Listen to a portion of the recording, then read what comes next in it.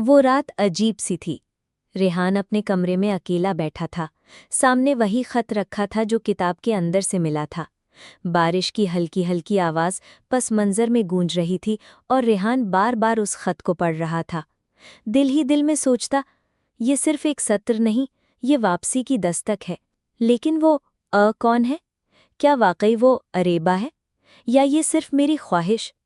फिर खत को आहिस्तगी से अलमारी में छुपा दिया, जैसे दिल का राज भी उसी के साथ बंद कर दिया हो। अगला दिन लाइब्रेरी की खामोश फजा। किताबों के दरमियान अचानक एक सफ़ेद दुपट्टा नजर आया। रेहान ने मुड़कर देखा, वही लड़की।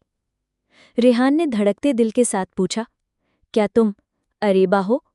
लड़की ने धीरे से जवाब दिया, हो सकती हूँ, लेकिन तभी जब तुम मुझ पर भरोसा करोगे, बगैर कोई सवाल किए।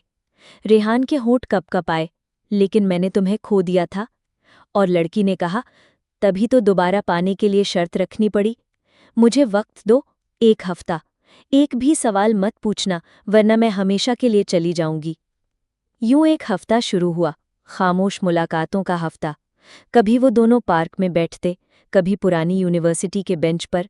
रेहान सवालों के समंदर में डूबा रहता, लेकिन लबों को सी देता। और वो बस मुस्कुराती, कुछ न कहती। फिर एक दिन उसने खुद कहा, रेहान, तुमने मेरे अंदर के टूटे टुकड़े दोबारा जोड़ने शुरू कर दिए हैं, लेकिन क्या तुम सच सुनने के लिए तैयार हो? हफ्ते के आखिर में उसने रेहान को दरिया किनारे बुलाया।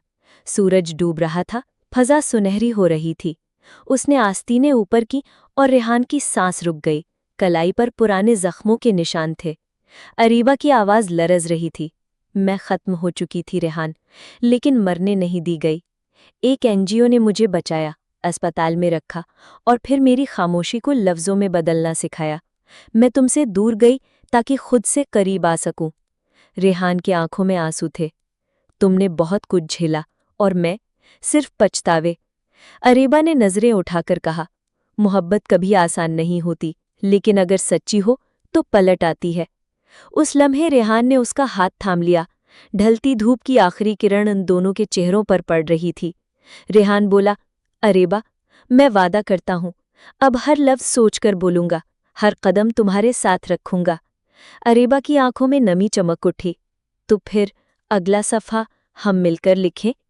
रेहान मुस्कुराकर बोला, इस बार पूरी किताब। आखिर में मंजर बदल गया। एक कमरा, मेज पर रखी हुई नई डायरी, पहला सफ़ा खुला हुआ।